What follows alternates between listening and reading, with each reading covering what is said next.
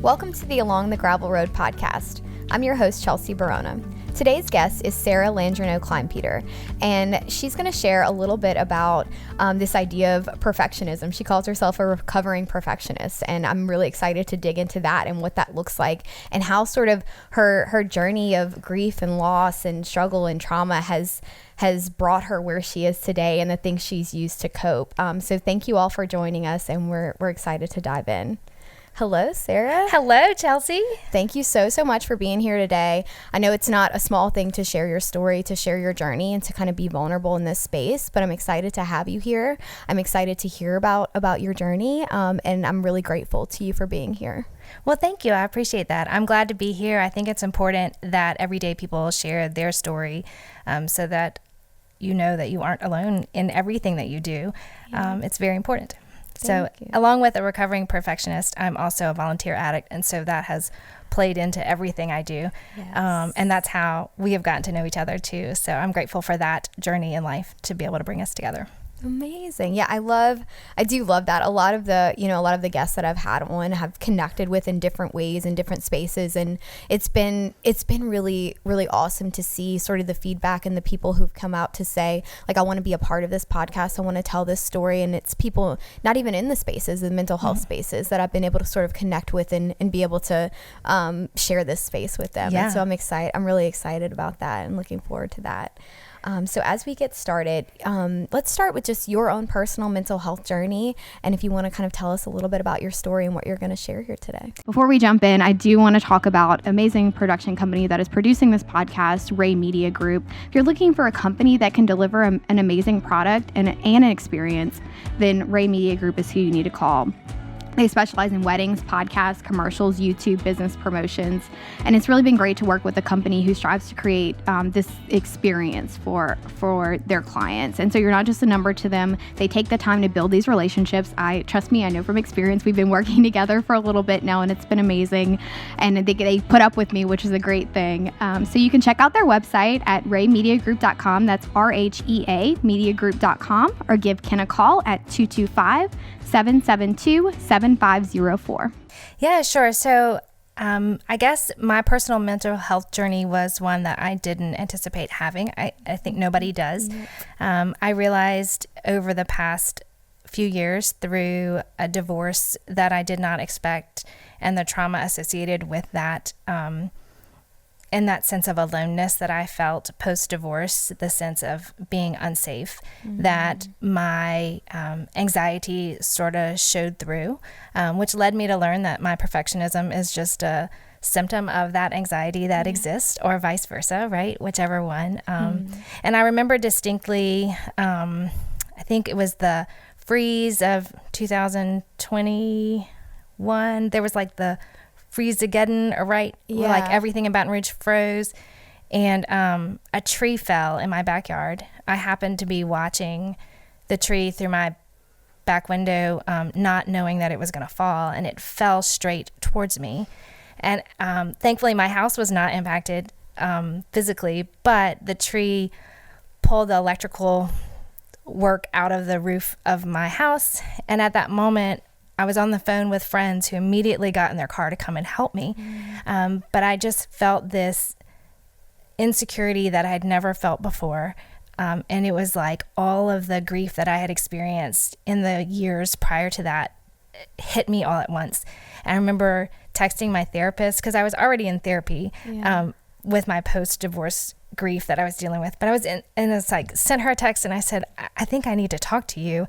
I don't know what's going on. I have this wave of, I could do nothing but sit and cry, right? And so for the couple of hours that it took for my friends to get there to help me, I just sat on my couch and cried, and I couldn't figure out why I was crying.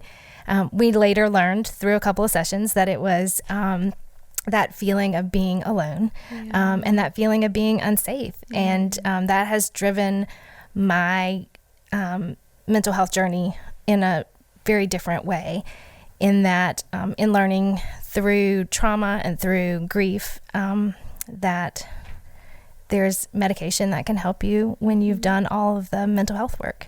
And so in the months following that, I was in deep therapy with, I would text my therapist. I'm like, can I see you today and tomorrow, please? Right. Yes. And she helped me to realize that not only was I letting go of that marriage and the grief that comes with a divorce, but I was also trying to align my life with what I wanted to do. And so in there, I was letting go of some of those volunteer things that I had been doing for many years that were no longer good for me for the time in my life that I was in. And so I was experiencing grief of letting go of those things and those people involved with those. And even though I was going to be still part of the organizations, I was no longer going to be helping to lead those organizations. And I was on the phone with a good friend of mine, Trey, and I said, I've got all these feelings. I don't know what's going on. And he said, Sarah, the questions that you're asking, the statements that you're saying to me, tell me that you are very near being in a depressed state. And you need to call your therapist, and your therapist needs to call your doctor, because you no longer can do this without the help of medication. And I'm speaking from experience. And so I called my doctor, and he said, I called one of my female friends who's a doctor, and she said, I think I need to give you some anxiety medication. And for right now, I think you need to be on some antidepressive medicine.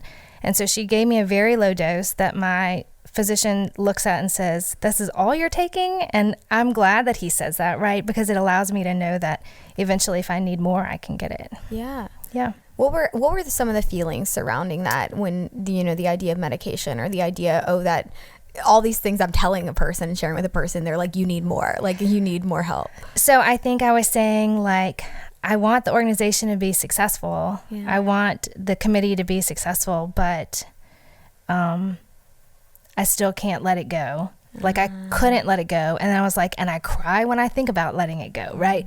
And so he was like, you've got to get beyond that. And therapy is no longer the only source that you need to have to help you through that. Yeah. And, it on the outside, it sounds like, and I think it's really great that this person was able to sort of recognize that, because on the outside, it can feel like, oh, this is about the organization. This is about, something outside of me. Yeah. But this person recognized, no, this is something internal that you need to fix, because this obviously isn't manageable at this point right now. And part of the reason I was stepping back from those volunteer things is that I was going to be applying for graduate school to start working on a PhD.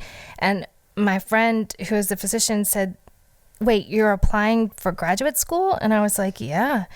And she said, well, why are you doing that? And I was like, because I should have done it 10 years ago. And I finally am courageous enough to do it. And she said, I'm going to go ahead and make sure you have this long term so that it can help you through school. I remember going through med school as an adult, or, as a adult learner, not straight through college. And I remember what I needed to be able to help manage my anxiety. And so that's been part of why I can get through my graduate program.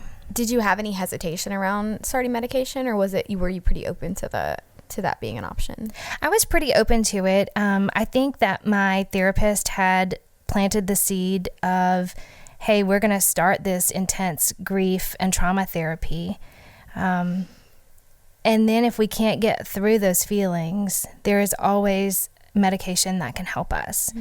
And that's really the part of the root of my more recent mental health journey, right? But I sat in therapy, and it was maybe 3 months after my ex-husband moved out. And I remember the first time I had to let my son, who's a wonderful kid, right, stay at his dad's house and me not be there. And I remember leaving that, like dropping him off, telling him how much I loved him, and having my heart like ripped out, right? Oh, I don't want to cry. And I called a friend, and she said, hey, it's time for you to go see my therapist.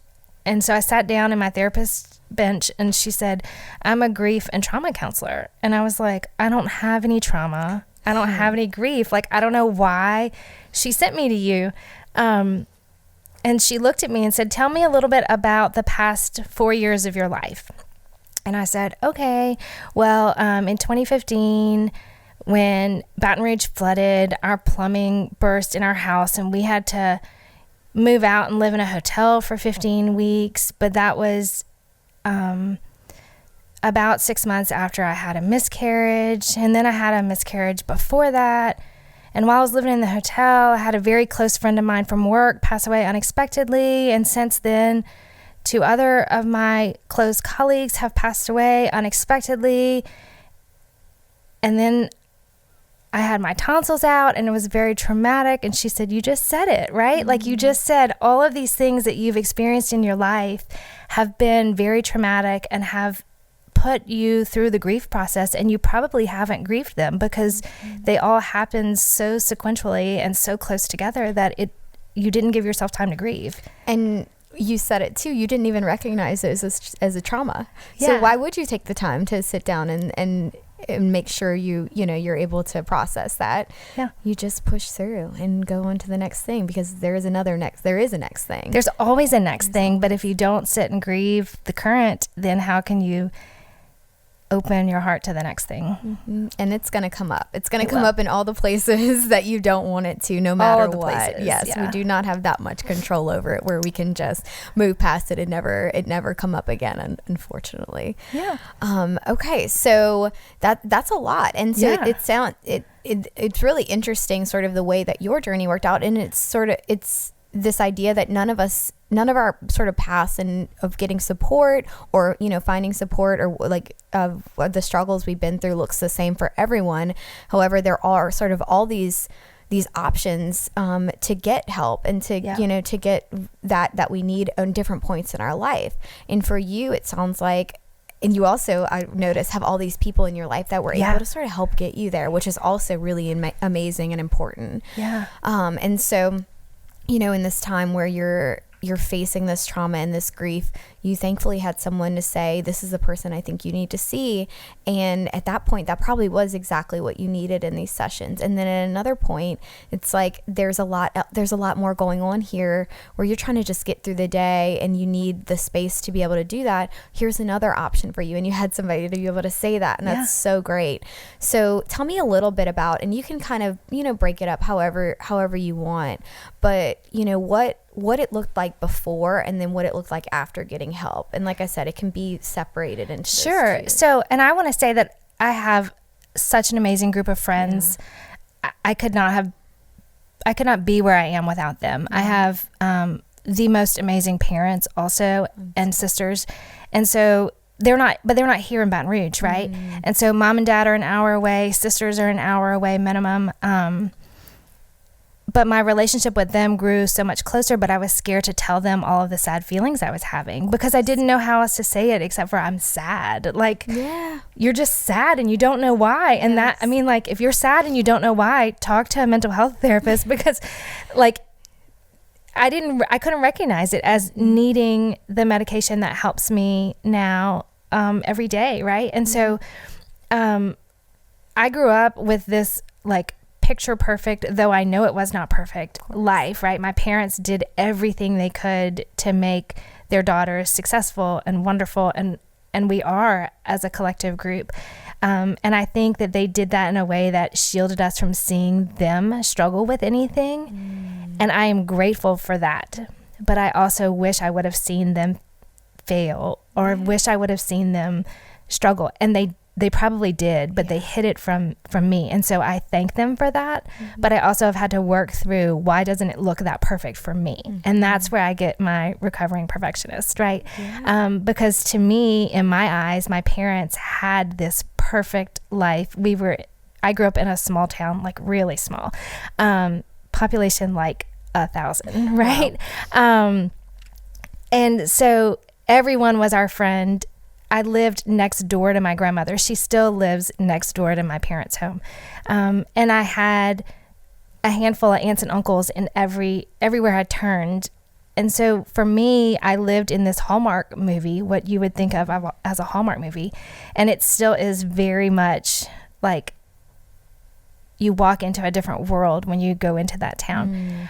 But to live in Baton Rouge and to have this massive city compared to what I lived in, and then to have a failed marriage and to have failed health conditions and to have a body that was fighting against what I wanted it to do. It was so hard for me to understand that I don't have to be perfect like I saw my family, right? And take it from me, they are not perfect, but in my eyes they were, because it was what raised me and made me the strong woman that I am today. And I think I had to work through that more importantly first, then through my grief, because that was part of the grief and part of the shame that I held. And it's nothing to be shameful about, because their perfect life in my eyes was not perfect in their eyes. Yeah, exactly. I think that's, what a lot of people, or what a lot of that process looks like of when you first see a therapist, when you first sort of jump in. A lot of times, they'll be, what are you there for immediately? And maybe for you it was, that all these things are happening. I feel sad for no reason. I'm not sure how to identify that or why I feel sad. But it can take another person walking you through sort of the things that you've been through to even give yourself permission to say, this is something that impacted me. Because for us, if this is just your life, that's just your life. There's no, why would we identify that as a problem if this is our only experience? And a lot of the things you said of what your parents were trying to do, with the best of intentions, and there's nothing wrong with that. Not at all. There's nothing wrong with that at all. It's just part of that process to be able to say that did have an impact on me. And, what does that look like in the good stuff? Because a lot of it probably did help you get to a lot of things, and you can be grateful for that. Yeah. And there's the end. You can also say some of the ways that impacted you, that has shaped some of the decisions that you made, or some of the things you've allowed to, that have shaped your life in maybe not so great ways. Yeah. And so I think it's important to recognize that that's not necessarily something that we can always come to a conclusion of on our own, but it's so necessary and vital for us to continue being able to move forward and move through things in life.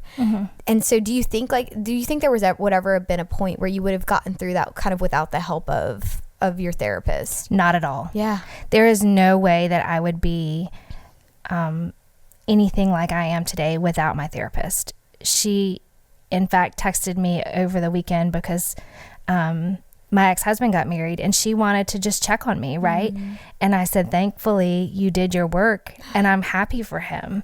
And I don't know that 4.5 years ago, I would have been happy for him, but I am truly happy for him. And his joy is what it will be, and mine has no impact on him, and his has no impact on me. And so I'm grateful for his moving on in life, and I'm grateful for where I am, but I wouldn't be where I am without her help in journeying through this. And you said something about the and in life, right? She has ampersands all over her office. And I remember the first day I went in there and I said, what is going on with these ampersands? She's got pillows with them. She's got them in very artistic ways throughout the office. And she said, we'll get to that, right? And I've been able to remind my friends who are going through maybe challenging times, it's okay to be happy and sad at the exact same moment. And it is okay to be worried and confident at the exact same moment.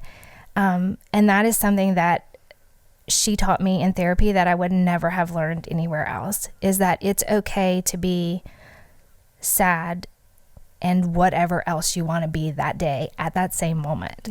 And I've used that a lot to people. I remind my friends who are going through struggling marriages. I've walked the journey through them with them. My boyfriend said, you probably should have been a therapist and not what you are now. And I'm like, well, I think it has to do with my journey and there's still time, right? But, when you think about, I'm mad at him or her, but I love them. You can do that, right? You can be mad at someone and love them all at the same time.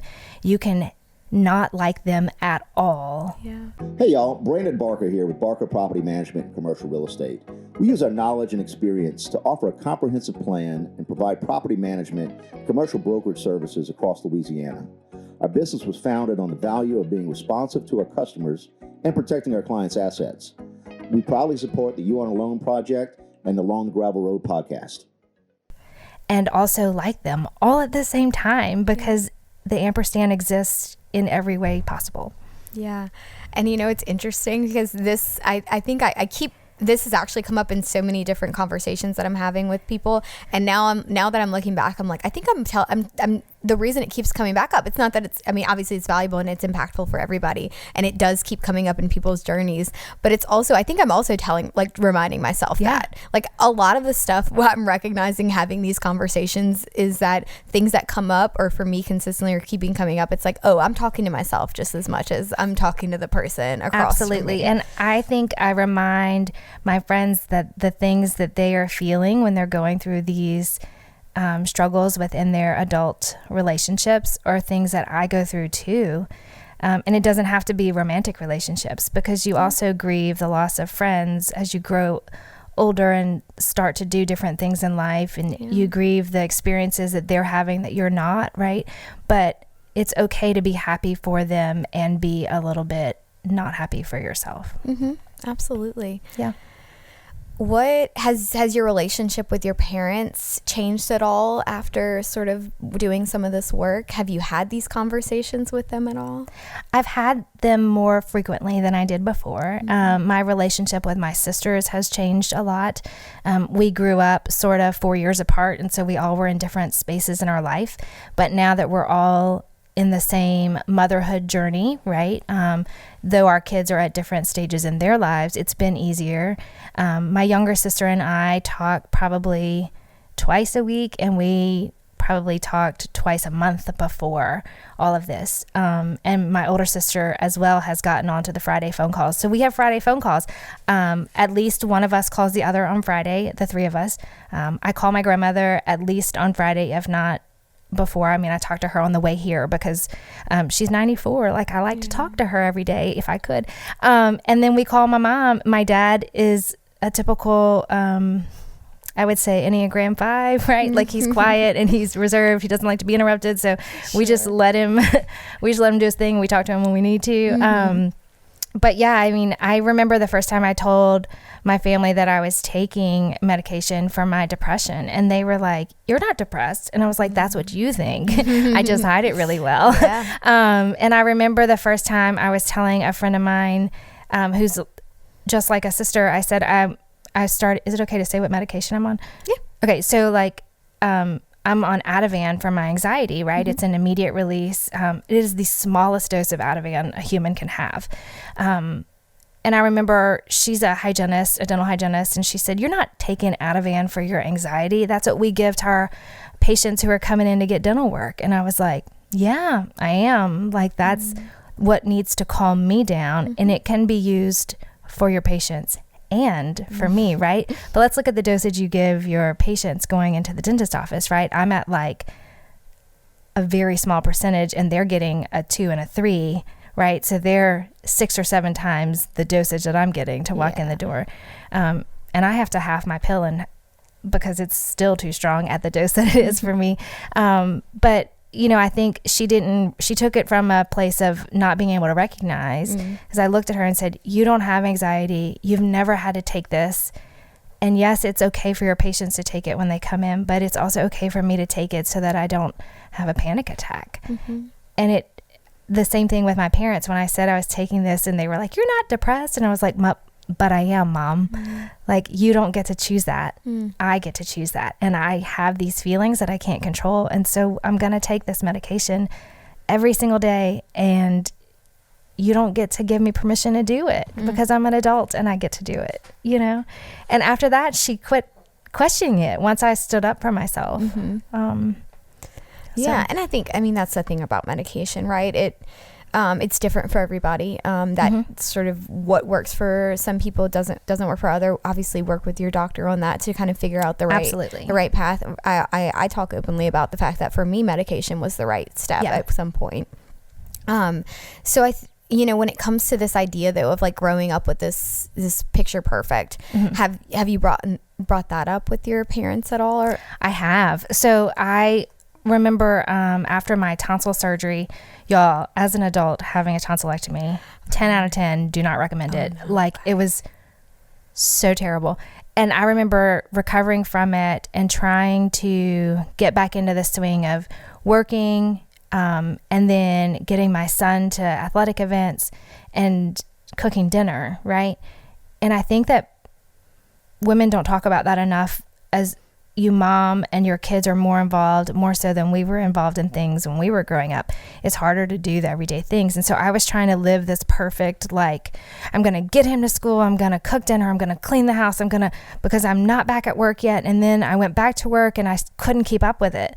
I called my mom in tears and I'm like, Mama, I don't understand how you did it. You had 3 kids. We lived 15 minutes from anywhere. Like, we live out in the middle of nowhere.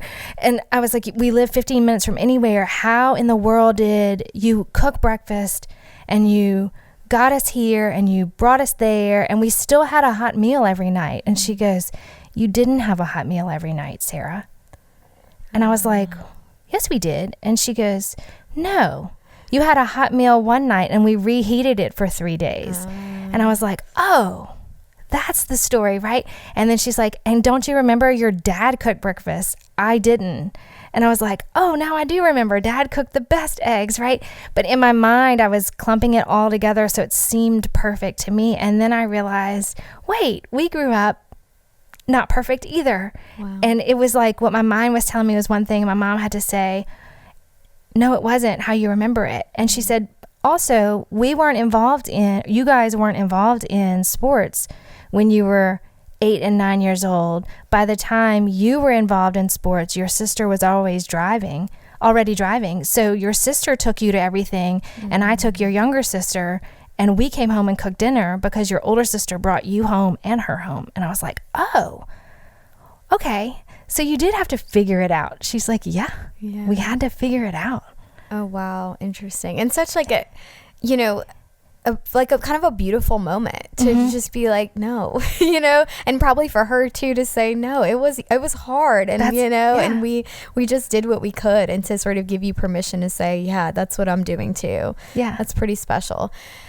So you use the term recovering perfectionist. Yes, because I think, keep going. No. Okay. What is it like? Tell us what that looks like. So, and I don't mean any ill words about it. Like, you have a recovering, absolutely. You have recovering drug addicts, you have recovering alcoholics, and my journey is no different. I mean, it's way different, and way less severe of the work that goes into recovering from a substance abuse. But I kind of looked at it, and I was reading Brene Brown's book that said, what's it called? The Gifts of Imperfection, right? And so I'm reading her book, and I was like, oh my gosh, I need to accept being imperfect.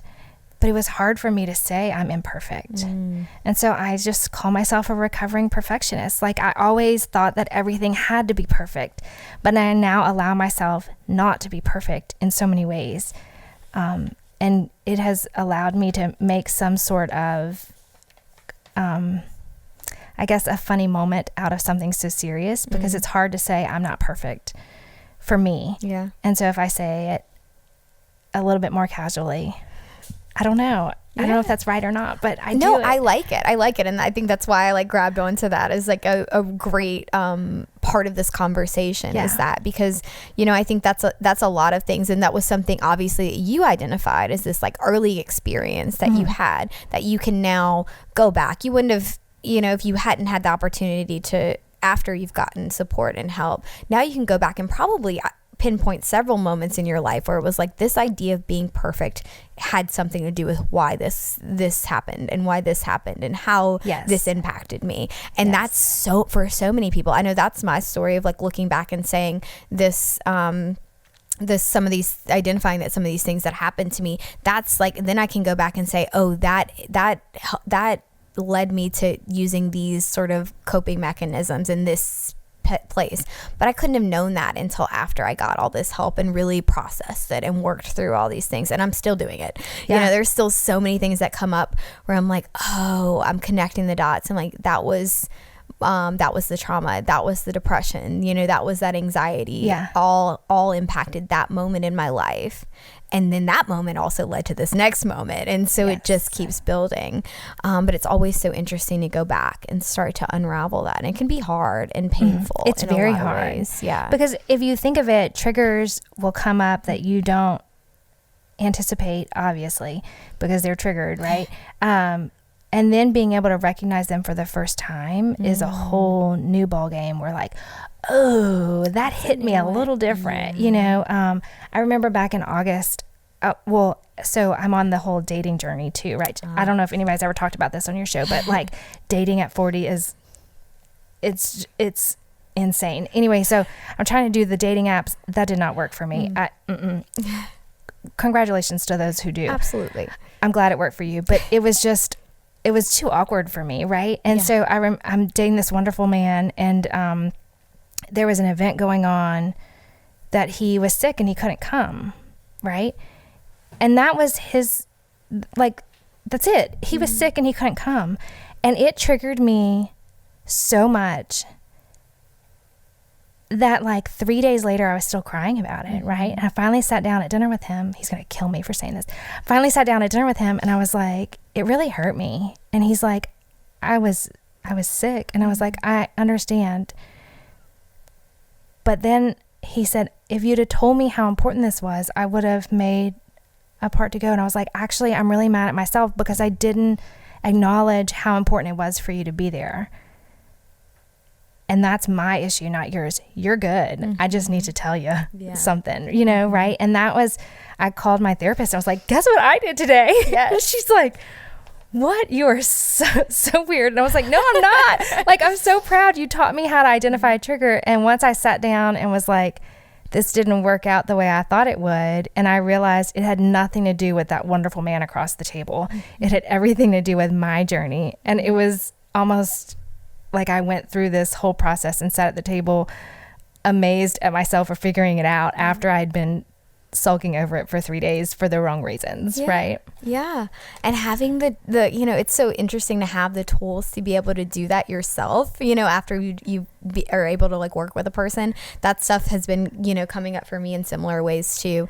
And the type of conversations or the sort of realizations that I come to in the process after I feel the feelings, you know, that doesn't go away. No, you know? the feelings are there. Right. The emotions attached to it are still there. That's the point. You know, that's what a trigger is. There is going to be emotions, but to be able to then take that, sit with it, feel it, and then explore what that really means, where that came from, what that means moving forward, and to be able to also have a person that you can communicate that to, it's great. It's the whole sort of circle. And now moving forward, you might still get triggered by something similar, but because you sat and took the time to process that in that moment, the next time something comes up, it's going to be a lot easier. It's not going to be that intense sort of wave that it was that time. And that's how we're able to get to the next thing. That's how we're able to keep moving forward. Yeah, absolutely. Yeah. So and I think one of the things I wrote down like on my paper is don't be afraid of the feelings, right? Because I was afraid of the feelings that were coming through, and they all tie back to being in an unsafe situation. I'm still working on figuring out the root of that insecurity about being safe, right? But I'm working on it, and I can identify it. I just don't know the why yet. But I allowed myself to feel the feelings, and then I brought it up in a safe place with someone who makes me feel safe, right? And it worked out really well. Yeah, that's so great. Okay, so I love that you brought up this idea too of trying to identify where this unsafe feeling comes from. Tell us a little bit about what you mean there and what that process has looked like as we get a little bit close to the close. We still have a little bit more time left. Okay. Because I think what you identified, we were able to identify throughout this is some things that come up in therapy. Yeah. First, that, you know, you were able to identify sort of where this perfectionism comes from. That's great to find a root cause. Sometimes where you are now, you're still trying to figure out, why is this feeling of like, why do I feel unsafe? Where is that coming from? Yeah. That's a big part of kind of what working with a therapist can look like too. Sure. And so you just said you haven't figured that out yet. That's got to be difficult. Well, I think it's difficult, but it almost was like the light bulb hit me a week and a half ago talking to a colleague that was identifying some things as I'm trying to do some personal growth. But she was like, so what you're saying here, and she has a psychology background, right? So she's like, what you're saying here is that safety is very important. And I was like, holy cow, you just said it out loud. Even though I had been saying it forever and ever, I never tied it back to that, right? And so safety is so important. And I have an appointment with my therapist at the end of the week, and we're going to dive into that and try and figure out, where does that come from? Like, I don't have any childhood memories that I can tie back to feeling unsafe. I mean, I had a storybook type upbringing, right? Which has its pluses and minuses, 100%, but it's not a childhood trauma. Yeah. And so we're going to dive into my adulthood and see, where does that needing to be safe stem from? And I'm excited to figure it out. Yeah, which is such a great place to be in, because yes, it can be scary and overwhelming, but I think especially, it sounds like your process through this journey has been really good, in that you found the right people and the right support in the right moments to be able to walk with you through this. So I think, if this would have maybe even been the first thing you tried to face, of like, I feel unsafe. Okay, great. Let's find where the first time you felt unsafe. If that was your starting point, that would have been very difficult. But you're in a really good place now to get a little bit deeper and dive into that. And I had kind of a similar experience, to where the first thing I needed to do was face of like, okay, how do I get a handle of this depression? Of like, just let me get through the day. How do I regain sort of control of my life, figure out who I am? And now I'm going back and saying, what did these sort of abusive, unsafe relationships, how did they impact me? And now I'm digging into that. I couldn't have done that when I first started this. Right. I needed to do some other stuff first. And it's all part of this sort of ongoing process. And so I think that's important to note, is that we can't do it all at once. We can't dig it in. We can't jump in all at once and tackle everything. We're still human. Yeah. We still need the time and the space to be able to do it. And we can't do it alone. You can't do it alone. And we're human in also, when you think about, you have only a few minutes a day when you think about those 24 hours, because of the ways that we're pulled in our professional careers and our personal lives. And it's hard to sit down and think about yourself. Or for me, it is, because that's just not how I was. That's just not who I am. I rarely think about myself, but it took me taking deliberate time and being intentional about who I was around, who allowed me to share the things I wanted to share, and who I allowed still in my life when they didn't respect what I had to say, and when I put my boundaries up, right? And saying, this is where I am. You either meet me here, or like, you take a pause, because I can't be around someone who can't respect what I'm going through right now. And if they chose to walk away, there were so many other people in my life that still were there to hold on to me and take care of me.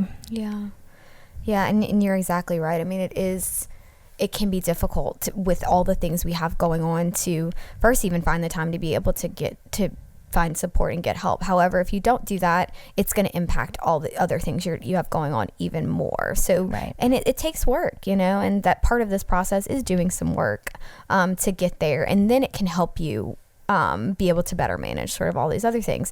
And like you said, setting boundaries, really setting up like who you have in your life to be able to do that, what types of things you need to maybe that shouldn't be a part of this.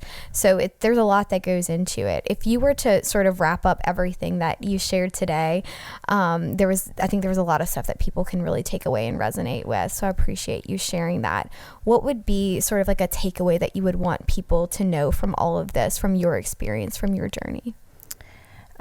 Allow yourself to make mistakes, and allow yourself to be imperfect, and to really take the time when you're having a feeling to understand maybe not the root of the feeling, but to allow the sadness to come through, to allow the fear to take over for like just a hot second. Don't let fear rule you, right? But acknowledge that the pain is there. Acknowledge that you have something that you're not familiar with taking over your emotions, and see it for what it is. And it doesn't mean it has to be fixed immediately, but work towards fixing it if you can. And if you're scared to talk to someone, like, call me. I'm serious. I say that all the time. I post on social media obnoxiously, right? And on holidays and on special occasions, I'm like, if you're not okay today, please send me a message. I will take care of you. Yeah. And I mean that sincerely. Make sure that there is someone in your life that you can call on the days that you're not strong. I remember my neighbor, who's a dear friend, right? She saw me get out of my car and she saw my body language off one day. And this was very early in my divorce process. She had been through a divorce. She texted me and she said, "Are you okay?" Mm. That's all her text message said to me. And I said, "Not really today." Yeah. And she walked over and knocked on my door and she said, "Can I just give you a hug?" And I said, "Yes." And she hugged me and I like immediately broke into crying, but recognizing that I needed someone. And she walked over and she sat on my couch and I was literally in a fetal position on my couch in her lap. And she like just patted my head and let me cry. And she handed me tissue. And I don't even know if she remembers that, but that day it allowed me to release some of those feelings I had been holding on to.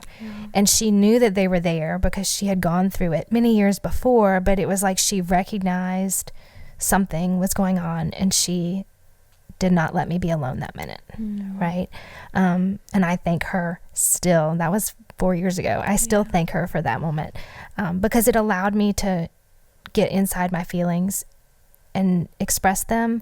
And she asked no questions and just went back to her house afterwards. You know, that's really special. And so make sure there's somebody there, or if you're in a good space, be that person. Be that person for someone else because it makes such a big difference. It really does. Well, thank you. Thank you. You're welcome. So much for sharing your story. You know, I think I love bringing here. I love bringing people here to be able to share these experiences. I know that, you know, we're all sort of going through all this stuff, and a lot of times it connects in different ways, and we find we can like take so much from hearing from somebody else that they've been through something similar and they got through it, or they're getting through it.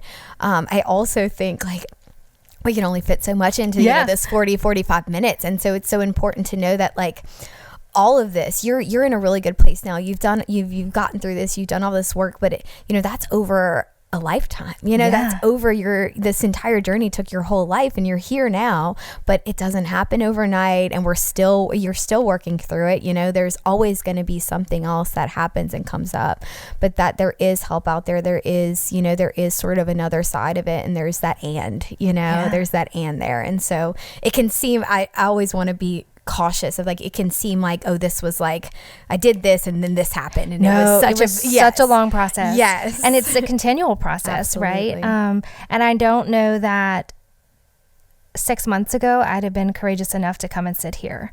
I don't know that 3 months ago I would have been courageous enough to come and sit here, and I don't know that next week I would want anyone to hear this. And so I do think it's important, and that's why I answered the call to be here, right? But knowing that some days you're stronger and some days you're not. And some days I sit on the couch. Y'all don't know that. Yes. But some days I sit on the couch and just catch my breath. Absolutely. And it's wonderful. Well, thank you. And this is no small thing. Yeah. So thank you. Thank you for being here, and thank you for sharing. Thank you for having me.